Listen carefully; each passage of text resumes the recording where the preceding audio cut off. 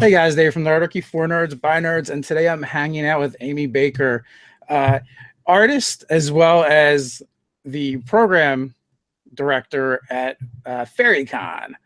So, you came across my feed on Facebook, and we have a lot of friends in common. And I was like, oh, this looks pretty cool, and this seems right up the alley for our Nerdarchy fans. And it's also coming up very, very soon as well. Yes. Yes, it's coming up this weekend, as a matter of fact. Starts on Friday and ends on Sunday with an acoustic set from all of our, all our musicians get together. Yeah, that's one of the things that I noticed right away is you guys have a ton of bands at FaerieCon. Yes, yes. Actually, the whole thing all started off like a long, long time ago. Back in Arizona, it started off as like a CD release party for the band Woodland. And so Woodland is basically the parent of this whole thing. They use a lot of Brian Froud's work and were inspired by Brian Froud, and we got the fairies that came involved. People showed up in costume for their CD release, and then it just grew from there. And it became like a Faerieworlds festival, which is mostly music and then some vendors and things, but it was an outdoor festival to connect to nature, as most fairies love to do. And in 2007, we started the first FaerieCon in Philly at the convention center. And it was moved indoors. And that brought out a whole new element, because then you can really dress up in your fae finery. And so it was in the convention center there. And then now it's moved to the Hunt Valley Inn, just a little north of Baltimore and Cockeysville. So that's where it's been, and that's where it will be this weekend. So how long has it been going on? And like I looked at the website, and the galleries go back pretty far. Yes. So 2007, I believe, was the first one. I've been to all of them, but they've all been kind of mushed together in my brain.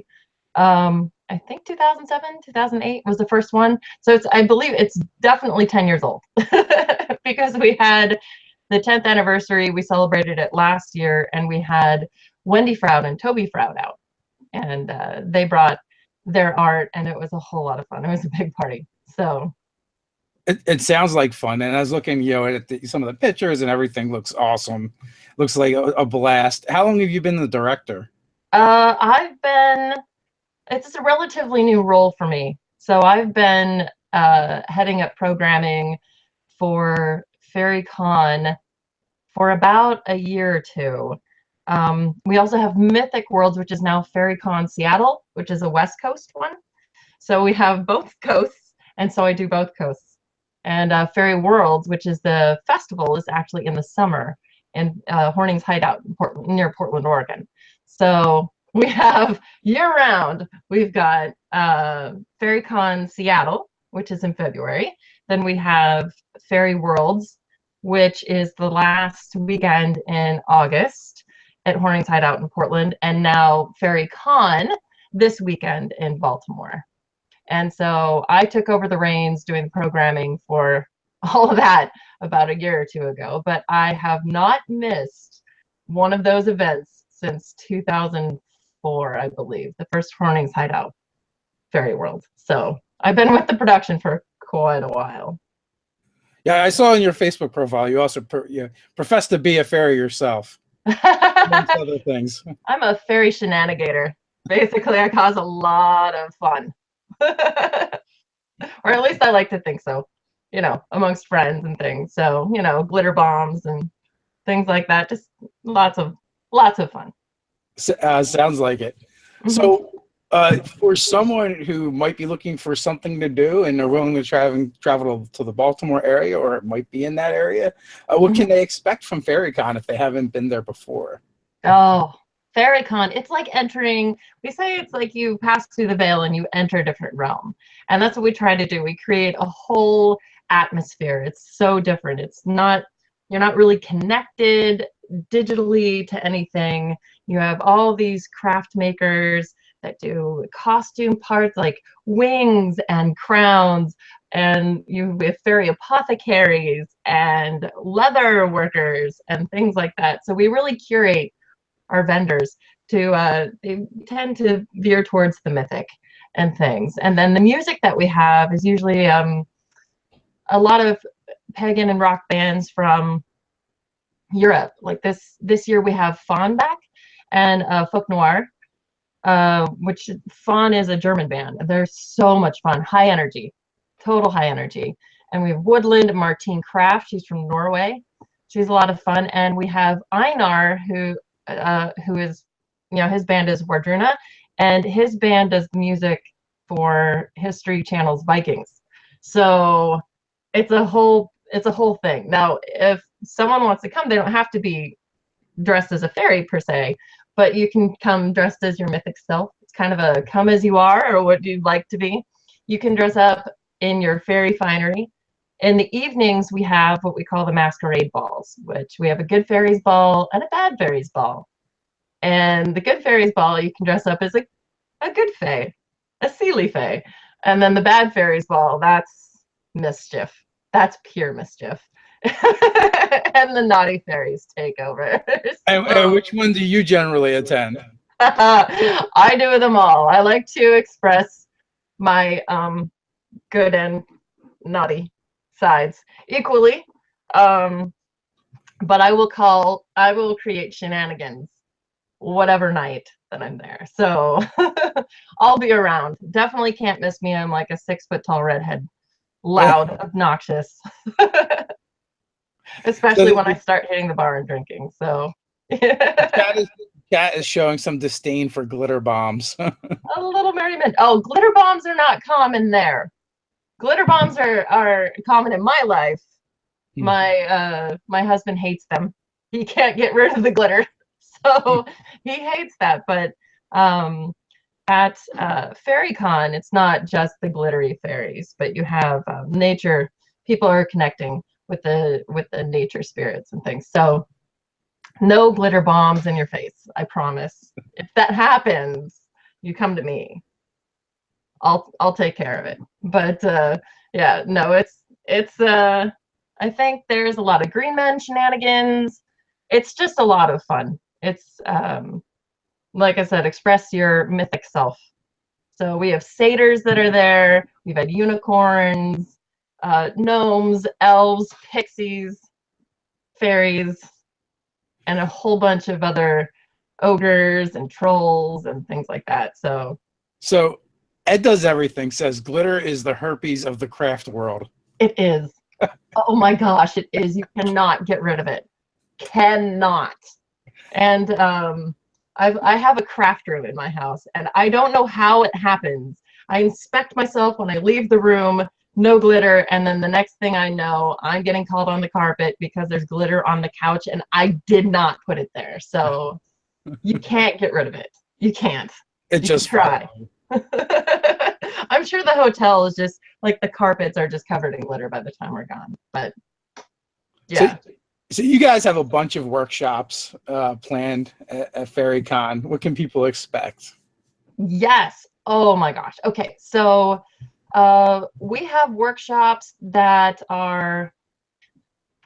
they run the gamut from crafting to learning more about witchcraft and connecting with fae spirits and the spiritual end of things. We have authors that are teaching how to actually write, because we do have a fair amount of authors that come to FaerieCon.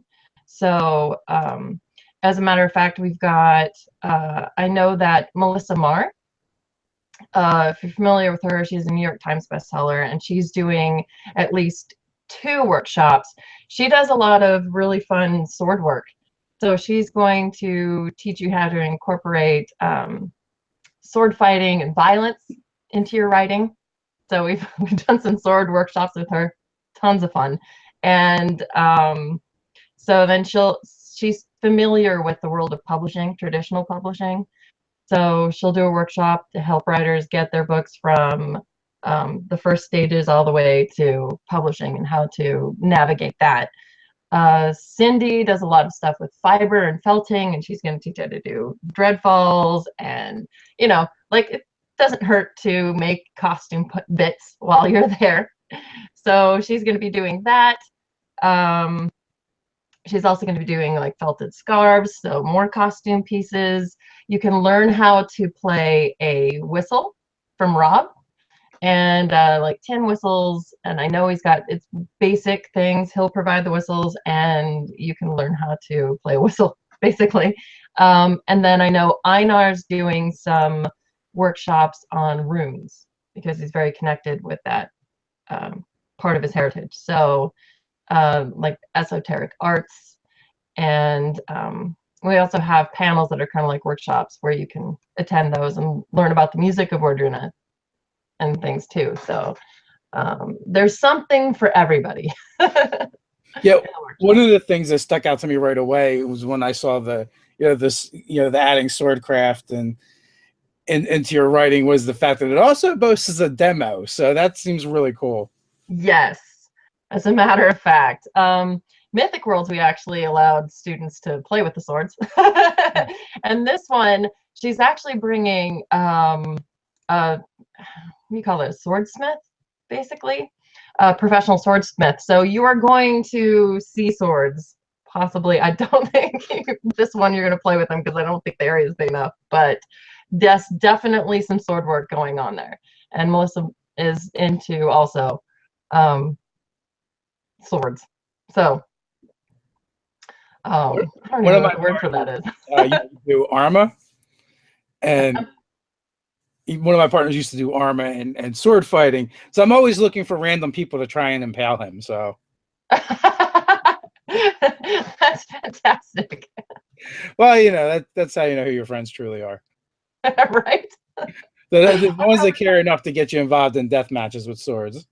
So yeah, I promise I'm trying not to kill people. That's great. So you're also an artist. Yes. And anybody, guys, if you're interested, the links are all in the description. Go check everything out. I also linked to your art to your Facebook page for your art, and you have a lot of great sketches on there. Oh, yes. So what kind of stuff do you like to draw? What inspires you? For my personal work, I don't know if you behind me, I've got some things on the easel right now. My personal work, I like to explore figures within landscapes. Landscapes are my absolute favorite. What I've seemed to be doing a lot for the last year or two are a lot of commissions because I like money. So I've done a lot of portraits because I started off doing portraits way back in high school. So I've done a slew of supernatural portraits. And then, of course, supernatural fan fiction. I've done some Destiel stuff. But I've done, normally people commission me to draw their family members or paint their family members. I did a portrait for Toby Froud of his son. And that was a lot of fun. Babies are super fun to paint. I mostly work in charcoal, graphite, and oil paint. And I'm just now trying to explore watercolor since a lot of my friends use watercolor and gouache and water media. It dries a lot faster. So yes, definitely into fantasy art. In fact, I was at a LexCon this past weekend with all of my artist friends getting up to no good. So yeah, my Facebook feed was just flooded from pictures from Lexicon and like everyone's cool hauls that they brought back with them, which is great. So did you take part in Inktober? I did not, only because I had to do a lot of work for FaerieCon and LuxCon. So, but Annie Stegg did. She's going to be at FaerieCon, and she just released her Kickstarter for her coloring book today. So I got to see her work on pieces. She was just whipping them out fast. And she'll be there at FaerieCon this weekend. And I don't know if she'll bring them with her. I'm hoping so. But if that's the bar that is set for Inktober, like make an entire coloring book in October, I don't know if I'm quite ready for that. Not this year anyway. Well, I don't know. I don't know how fast you work, but the portraits that I saw looked really good. So, Oh, thank you. Yeah, no, so those are usually done within a day. If I'm doing a commission for someone where they want fine detail, that takes me quite a while because I have to get everything just right. But lots of my portraits that are on there is taken like maybe a day or two. Sometimes they're warm-ups for stuff I do. But yeah, thank you. I'm working a whole lot more now. Now that my life has calmed down. After FaerieCon, my life will calm down and I'll be spitting out a ton more art. So don't thank me. You did the draw. You did the hard work. All I did was look at it. oh, I appreciate that you look at it. And I have a Instagram where I post things like work in process and stuff too. So Oh, awesome. So, do you show at a lot of shows? I started out, my first one was the FaerieCon West, which would turn into Mythic Worlds, and it's now FaerieCon Seattle. So that was my very first one. I've been very nervous about showing my art because I'd always been, well, story about me is I started out in art in like high school and college and graphic design, but somehow ended up working in research development at Intel. So I was in high tech for many, many, many moons until my husband dragged me across the country here. And then I was like, well, I can't work at Intel over here. So what do I do? And I was like, oh, hey, that art thing. So I went back to my roots, which is where I'm most happy. And I've been brushing the cobwebs off, so to speak. So I have shown mostly just the Faerieworlds events, but I've been checking out some local cons too. Start small and then Well, go up. the cobwebs seem to be off. From what I've seen, they look fantastic. Yeah, the work is really good. Now, I didn't see them next to the person, so they might just look really good and not look like the person. But what I saw looked absolutely really good. I should maybe do that. I should put the person right next to them. I'm very cruel. I draw a lot of my friends without their knowledge and without their permission. So I post a picture of them and then they're like, surprise, you've been immortalized. Well, fairies can be tricksters, so that makes sense. Right? That's me. So when we were chatting a little bit beforehand, a messenger, and I was kind of explaining like what we do, and a lot of our fans, or most of our fans, are gamers. And you said, well, that's fine because I actually married my DM, Mm-hmm. and you used to play back in the 3.5 days. Oh, but yes. what we're finding is a lot of people are coming back to the hobby. You know what? I think from my experience, a lot of my friends, and myself included, well, there's reasons why I left, but a lot of my friends left in fourth edition. They're like, okay, no, this just did not work. And they took off and they left. So, and they did a lot of the whatever D20 games they found that they liked more. And then I have found that there's a resurgence in going back to the original, like second edition, like bringing it back way old school, because our generation is like getting nostalgic, and my husband still runs games, so he still DMs. That's his lifeblood. So yeah, you don't need to. We have an entire gaming basement. We've got, he's got all the books. He has 4 copies of the Theme Folio. I mean, really, how many copies do you need, right? It was a really good book. Yes. So we never got into the like bringing out your laptops and doing the spreadsheets for your character sheets. We were always still pencil, paper, write it all down type things. But yeah, it's kept down there. And my dice are kept down there because they validly were trying to kill me. So they're locked away right now in some kind of Horcrux. So well, that sounds like a good move. Anything that's trying to kill you should definitely lock away. Definitely trying to kill me. I'm just saying. Everybody says that their dice are trying to kill them. Mine actually were trying to kill me. What edition is your husband playing now? He's still doing second edition. So he does that with his friends, and he's always trying to get a gaming group going. And last year at AlexCon, a bunch of people got together and a game just happened. So he was there to DM it. Now it was very quick game.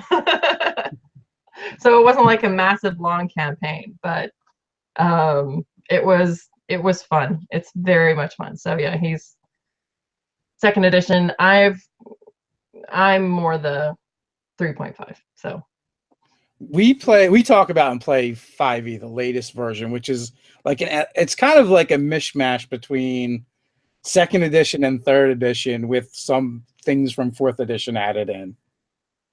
Really? Yeah, I find like it's actually brought like a lot of the older gamers back into the hobby, and it's got enough of those elements that are familiar, but then it's got a lot of the customization from third edition that I think people really enjoy. So it's like it's a nice mix, but it's not quite as crunchy as 3.5. So that's pretty crunchy. Yeah, it's a little bit rules lighter than that. But yeah, it's D&D, so it's never going to be a completely rules-like game. Oh no, I think you can customize it and put more rules in case like we're saying, we have some common friends. Is Seth local to you guys? Yes, Seth is, and I'd met him last year, but never had a really good conversation with him. And then this past year, I found out that he does a lot of gaming at his house at least once a month. And he invited me out, and I'm like, oh my gosh, that's exciting, because I'm all about that. I need a new group. I've been kind of in a little solitary, insular world here because my husband's military and he's the Pentagon. So my whole world has been not so fun lately. So I haven't found any like gaming friends, and he's like invited me out. So I'm very excited about that. This will be my first time gaming. There are plenty of gaming folks in that area. Like we were saying before we got started, me and one of my partners had went down to Think Geek, which is in Fairfax, Virginia, and ran a game. So I know a bunch of those folks are gamers. We had Seth come out; he's a gamer, and he does things regularly. So. He's also a card flopper too, but no. Oh. That's even better. Still, that'll work. And I know that at FaerieCon this year we have a game room. So it's maybe not D&D, but I know that we're gonna have the Labyrinth board game with the Goblins expansion. A game I believe is called Photosynthesis. And then one, I think it's called Atlas. I can look it up. But we have tabletops. It's a whole game room that we have set up. So if you want a tabletop game, we have a whole bunch there. Nice. People. I wouldn't be surprised if some D&D didn't just spring up anyway. It just happens. You know what? It has. It has. And I am not kidding you, because I've witnessed it happen. And usually it's... Usually it involves my husband. Well, I just know how gamers are. It's you get enough of them together in one place, it's just going to happen.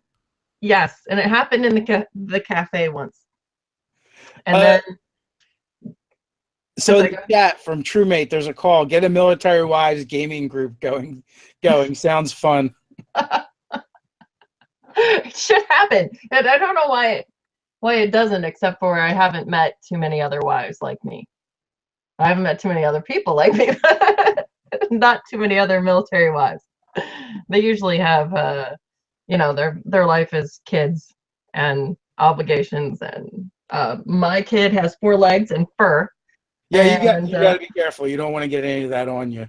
Yeah. Cat fur is like glitter. Oh no, I meant the kids. The kids. Oh, I love kids. I love other people's kids. but kids, they take away from con going time and art time, and gaming time. And what I'm trying to say is I'm not old enough to have kids yet. There you go. I absolutely agree.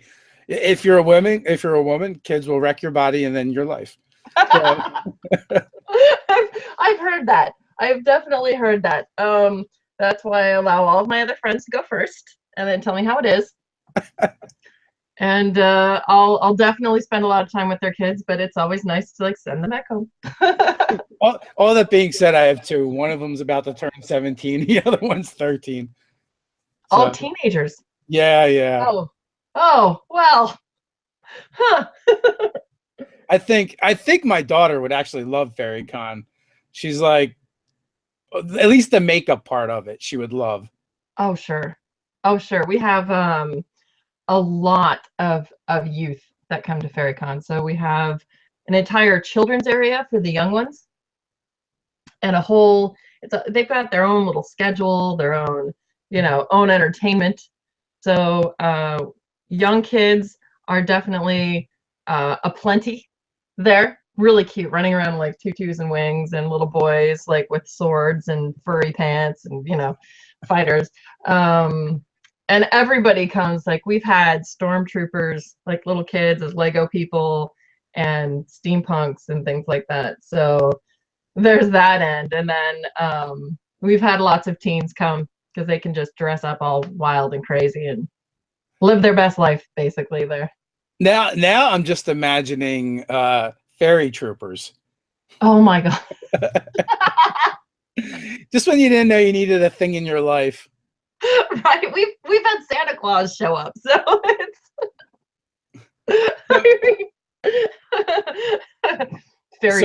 we're about halfway through, and this is at the point where we do our roll call. They're reminding me in the chat, and we just see where people are coming in from. Do you do any reading?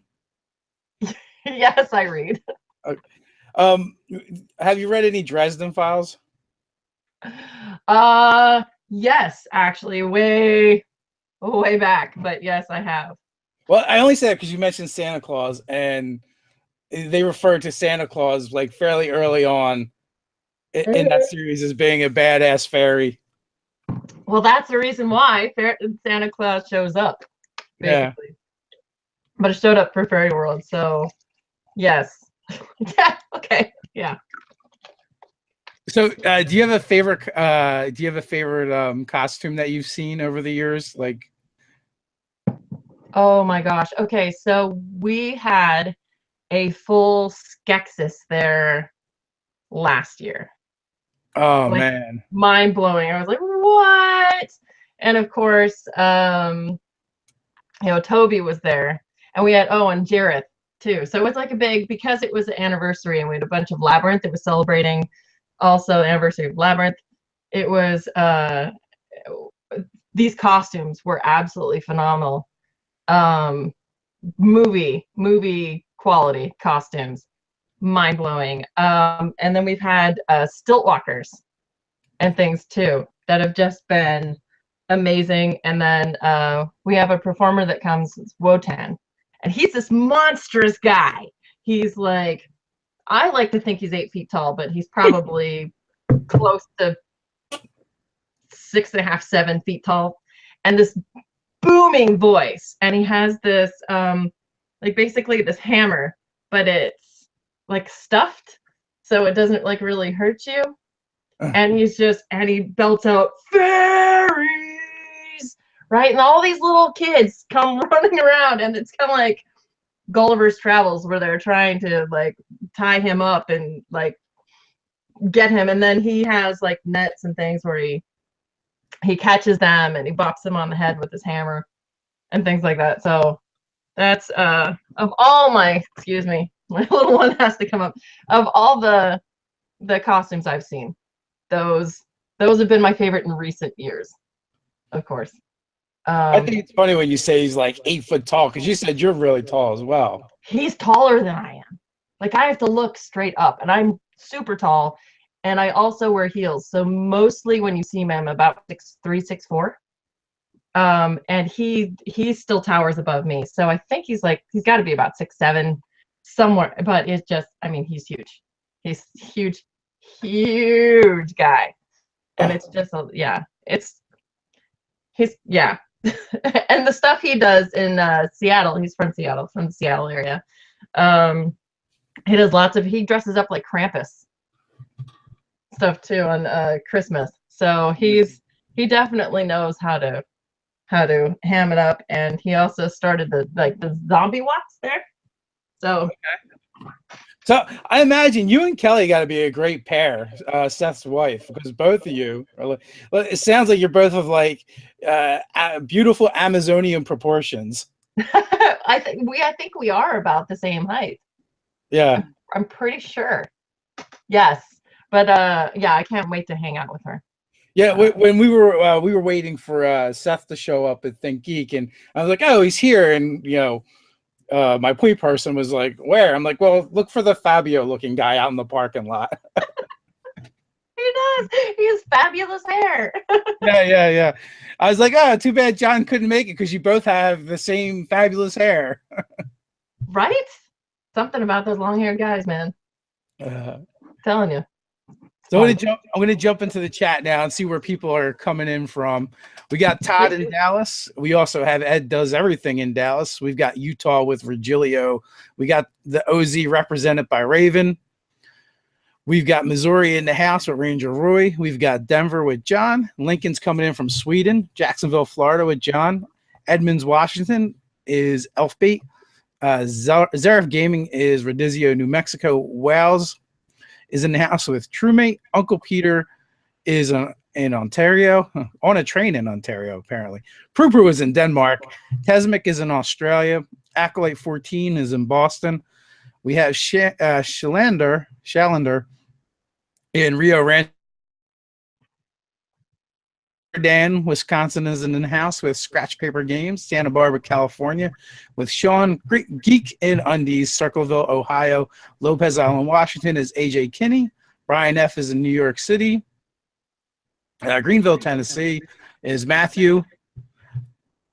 And we got, Patrick from Sweden is here as well. We got Paul James in Pittsburgh. So as usual, we've got people all over the place. Wow.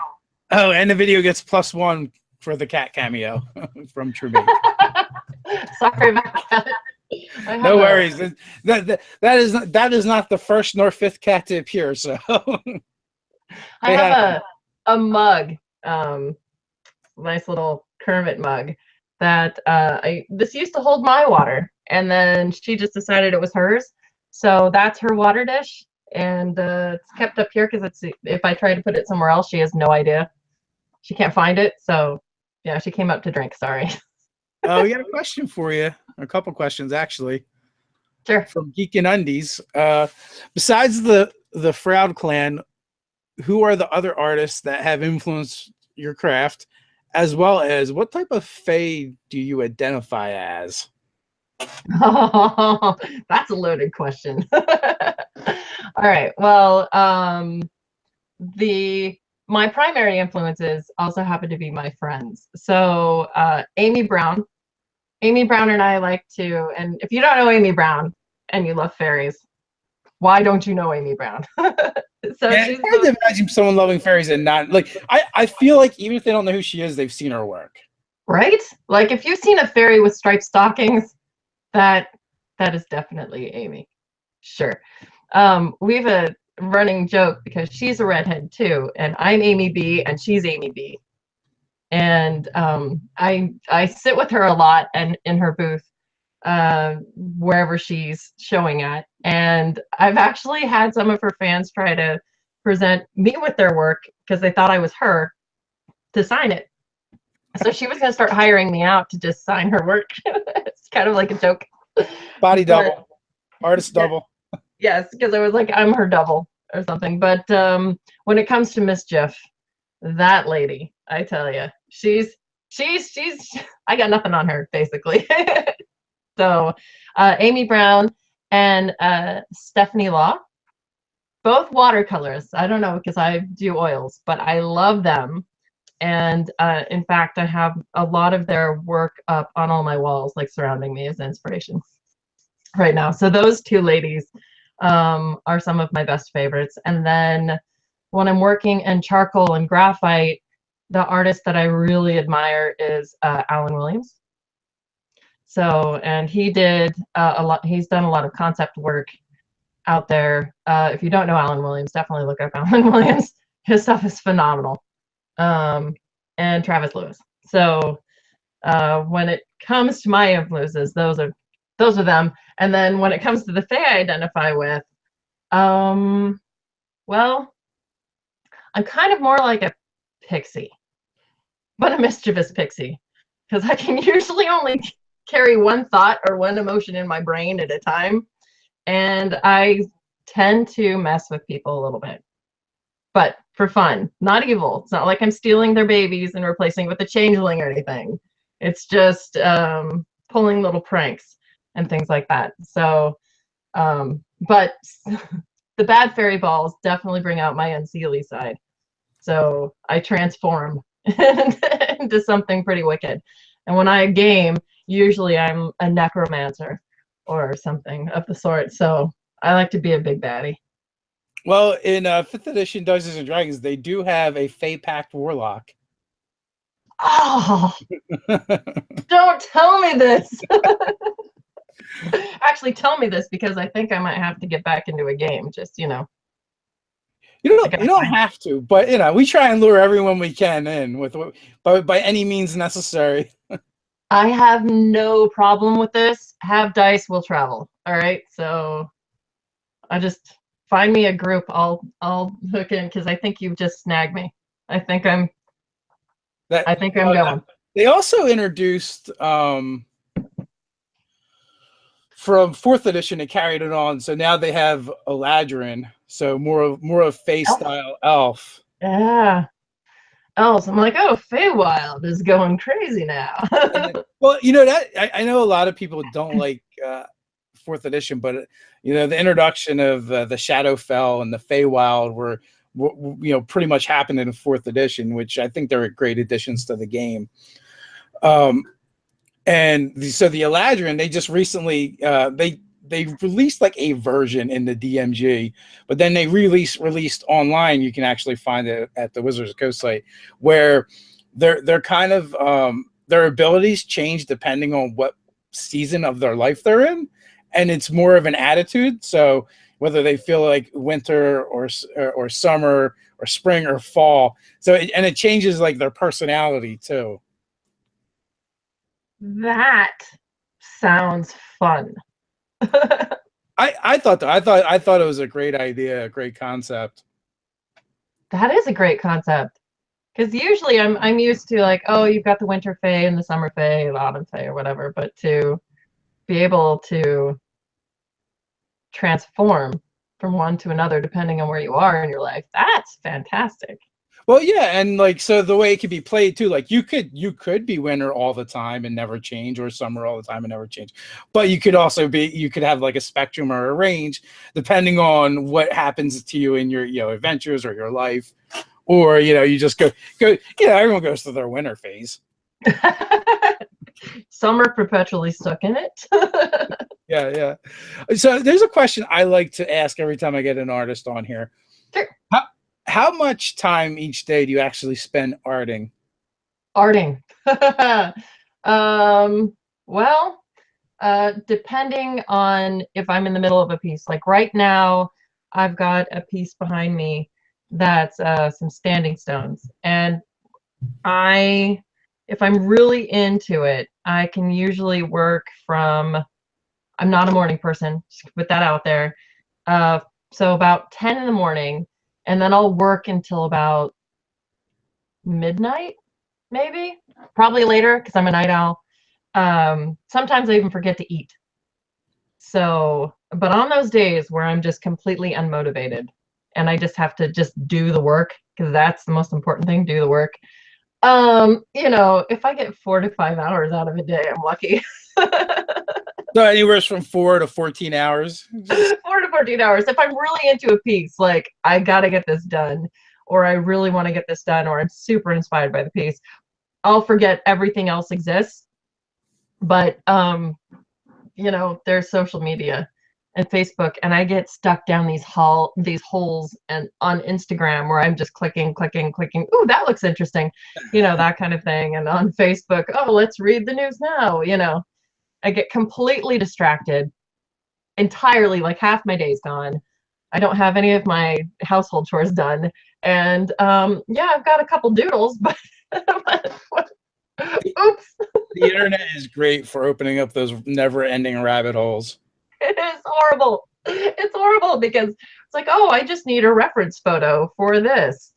So I'm looking up maybe reference photos for things, and yeah.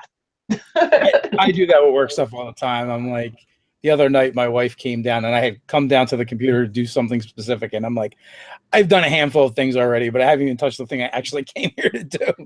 Right? I need parental controls on my social media usage, or I need a manager to do all that for me so that I'm not even tempted to touch it. Because and YouTube. Oh, YouTube is another one. Oh, I'll just start clicking, or the autoplay will go, and I'm just, the next thing I know, I've gone from an art tutorial to now I'm watching little kids open up toys, and I don't really know how I got there, but somehow. As a YouTube content creator, I approve. So we got Ed Does Everything. Wants to know if you do any other crafts outside of painting and drawing, say knitting or fabric crafts.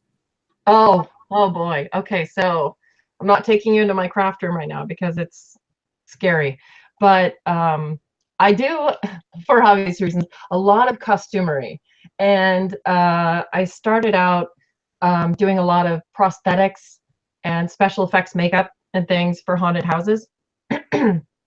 And when I'd see a movie, I mean, cosplay, I was doing cosplay before cosplay was a word.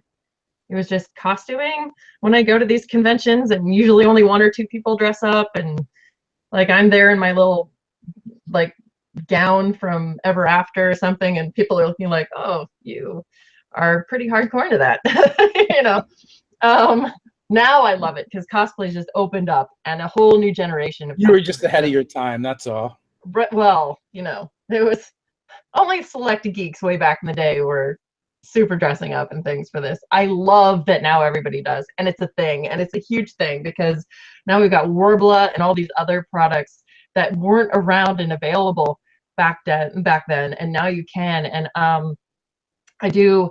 I've done some costume and armor. Okay, I'm gonna play EverQuest. Okay, don't judge me, but I play EverQuest, and I would go to the fanfare, EverQuest fanfare, and I dress up as my character, right? Or an illusion my character has used in the past. And I have won quite a few costume contests, like 2-3 years in a row. I won some contests, and then I stepped back because I was like, oh, okay, let's have other people try. But yeah, I've dressed up as a necromancer, a barbarian, a siren, which is like this mermaid thing, and I ended up on the movie Evercracked because of that. And yeah, so I do costume stuff. I also sculpt with Sculpey, and and I also knit. So like if you can knit it, sew it, sculpt it, I'm all into it. Or paint it, draw it. So paint it, draw it. You make all the things. So what is your favorite cosplay that you've done? I did a harpy. So there's a harpy in EverQuest, because obviously another EverQuest costume. And it's a Gorgon harpy. So I had all of these snakes coming off of my head, and then I had these massive wings, and then I had to do a bodysuit, like a full covered bodysuit and all the feathers. But everything had to be custom painted and hand dyed and fit to my body and everything else like that. And I did the full on makeup. And then, of course, because I go full on all the way, I was also acting and screeching like a harpy. And then, yeah, I know. And was your husband like, yeah, that's just her, that's just the way. Pretty much. Pretty much. He just like, that chick. So he basically stands by and records and takes pictures and video and, does the cheering section thing. But that's because I go with him to all his things, and when he's like during the EverQuest convention, he'll actually be playing EverQuest there in a tournament, and I'm standing behind him. Go, honey, feign death. No, something. That's awesome. That's cool. Yeah, so we take turns supporting each other when we go to those things. So Harpy wings, were they functional? Not as in flying, but they were functional. They would open, close, and I had them to where they were pivoted on my back. It was like a backpack thing that you couldn't see because it was covered in feathers, and they would flap as well. So they open, close, and then also flap when I walked and things. So that's why I'm going to say that one is probably one of my favorites. But I've done a lot. I've done a lot of costumes in my life. I'm always tempted. I'm just not very good at making things. Mm-hmm. And there's a combination of busy and lazy that keeps me from actually doing it. I want to be part of a cosplay team, right? I want to be like the person that wears the stuff and have someone else make the stuff. I do that. I've actually made the stuff for other people. A bunch, actually, as a matter of fact. I've even made fairy costumes for people. Nice. So I've done lots of costuming for other people. I don't do props so much. I've done a couple props for myself. So the prop making, when it comes to like getting into fiberglass and things like that, okay, that's maybe out of my realm. But if you need armor pieces made, or something sewn or embroidered or crafted, sculpted, something like that, I do that. I definitely can do that. And I do a lot of Disney princesses too, because I go to Disney every Halloween, and I did a big Maleficent, the live action Maleficent. I was actually really proud of that one. Oh, nice. So I do it all. If you need help, going as far to come up with like my mental list of cosplays I could do, because they all have to have a beard. So I'm like, I'm not losing the beard. So do you have a favorite cosplayer? I don't know how to pronounce her name, but Kamui. I think it's Kamui Cosplay. She's from Germany. She's the one I first was introduced to Warbler through her tutorials and the things that she does. And she does a lot of, when I first found out about her, she was doing a lot of Blizzard cons. So with WoW, because she do a lot of WoW characters and things. And then I found Yaya Han back when she was doing fairy stuff. So this was before she just exploded on the scene and everything. And she was doing wings and things like that.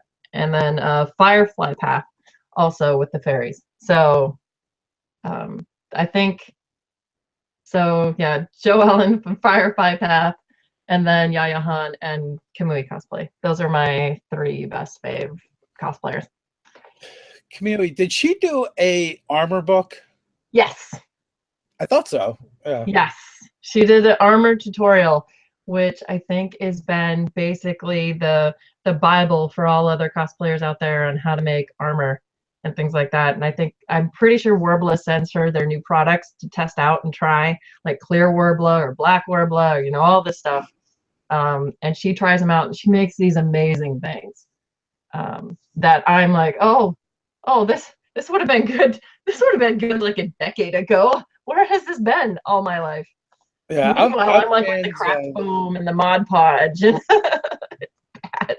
I follow a lot of cosplayers. Just the work they do is awesome. I like Ivy Doom Kitty and Mage Knight. Mm-hmm. There's the Maul cosplay too. He's got lots of fun. He does lots of Witcher things, but it's a whole thing. It's a whole world now. There's so many creative people out there, so many talented people out there right now that it's amazing. I love it. The more geeks, the more nerds out there living up, the better. Oh, absolutely. So Geek and Undies says we should invite you to play a game online and bring you back to the fold. That would be amazing. Which we could definitely probably figure something out. We play a bunch of games online, yeah, using Google Hangouts or Zoom or things like that. We're actually I have a one game I run Tuesday nights that's all lady gamers. And then Monday nights on the channel we do a Marvel superheroes game. So Oh, fun. I don't know if you remember the Marvel Phase Rip game from the 80s or not. Oh my gosh. Wow. What? I think I always get, and it's funny because we actually had the producer on yesterday, but it's the only, like, we're really low tech. There's a lot of people that do a lot of stuff for their games or whatever, but we pretty much theater of the mind and really low tech. But the Marvel game, we had run one, and then someone had reached out to us, a fan, and they're like, "Hey, I would like to produce the second season." So like so there's like an intro and an outro before and after the game, and he's on the stream with us behind the scenes doing sound effects and putting up different images and stuff. And I find it hilarious because it's a dead game, but we have a lot of fun with it. It's a dead game. Holy, you've breathed a little life back into it apparently then. So yeah. Well, it's still fun to play, but by dead I mean it's not in the marketplace anymore and hasn't been probably for decades. I would love to play. Well, yeah, we'll have to figure something out. We're always looking for people to join in and do some gaming stuff, and it's always cool when we can get people that are actually doing other things as well. So it gives you another voice, and also it's just fun to game with people. So if you cannot find a local gaming group, or if you ever find yourself living somewhere where you can't find one, there is actually a pretty good scene online where people are playing games virtually. I've seen that, like they live stream their games. I'm really glad that none of this technology existed back when I was first playing, because if we live stream those games, we'd be in a lot of trouble. There were things that should not be recorded. Well, it sounds like maybe you guys had some fun games, but definitely. That being said, like, it's weird. Like, this isn't a place I never really anticipated my life going. Actually, like, my job now is revolves around gaming, and then the fact that now it went from the satanic panic of the 80s to now people are actually watching people play D&D as entertainment. It's the weirdest thing. It's well, you never thought that you'd be on YouTube watching people open up things and like review them either, and finding this fascinating. So it's interesting how YouTube has basically given us avenues for what we're really totally into. And I love that they're streaming games, because otherwise you're in this little black hole and you think, oh, no one's playing games anymore. And then all of a sudden you're online and you're watching dudes play D&D hundreds of miles away. And it's like, oh, I'm almost there. Well, dudes, ladies, like, there's so much, there's so much more representation, and it's opened up so much. So we got time for one more question from Agilio here. Sure. What are your favorite events at the cons you direct? My favorite events? I love the bands at night, the masquerade balls, where everybody dresses up to the nines and all the bands play and you get wild. Like, we had Omnia there a couple of years ago, and the floor was jumping so wildly that ceiling tiles from the hotel started falling. It got that wild and out of control. And then the costume contests are some of my favorite. One year we actually had a proposal during a costume contest.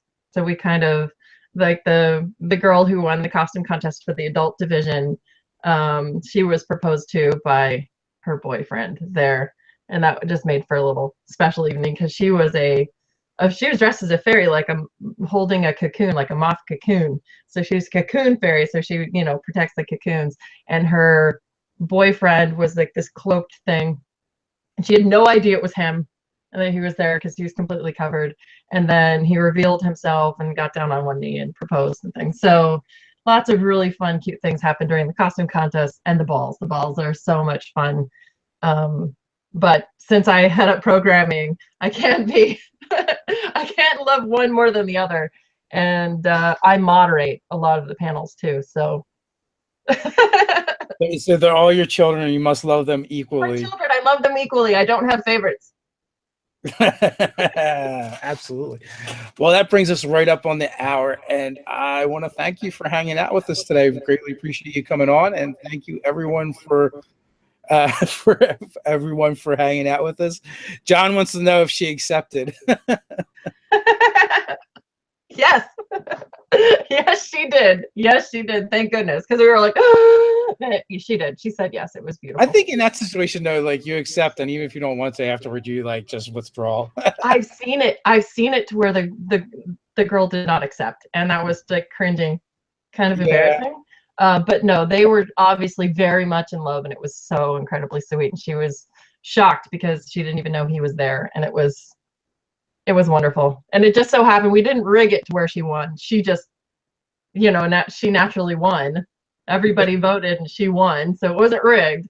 And then of course she won and she got a proposal, so it was definitely made her day, I think. So nice. That sounds awesome. Yeah. So with that, I think we're going to take it out of here. So guys, until next time, stay nerdy.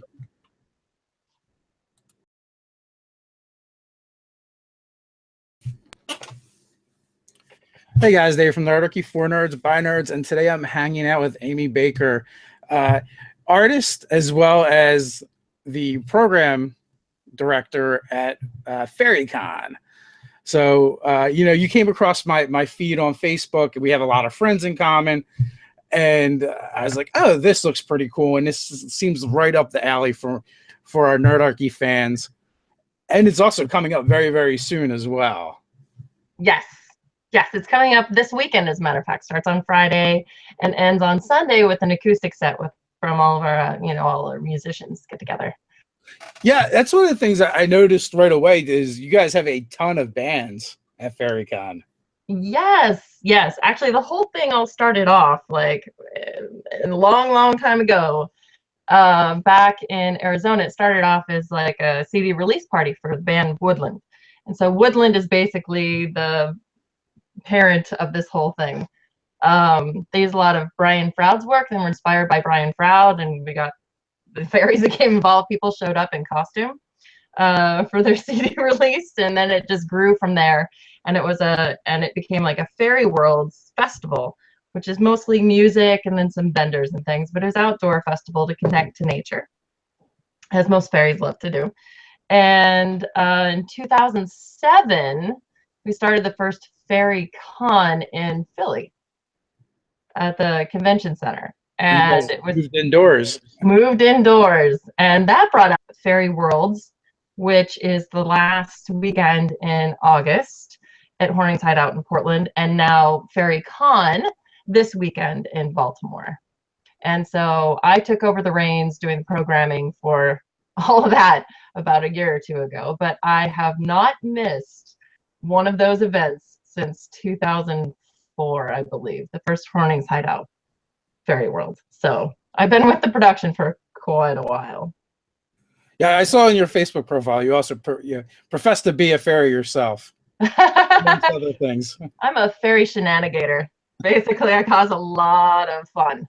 Or at least I like to think so, amongst friends and things. So, glitter bombs and things like that. Just lots of fun. Sounds like it. Mm-hmm. So for someone who might be looking for something to do and are willing to travel to the Baltimore area, or it might be in that area, what can they expect from FaerieCon if they haven't been there before? Oh, FaerieCon, it's like we say it's like you pass through the veil and you enter a different realm. And that's what we try to do. We create a whole atmosphere. It's so different.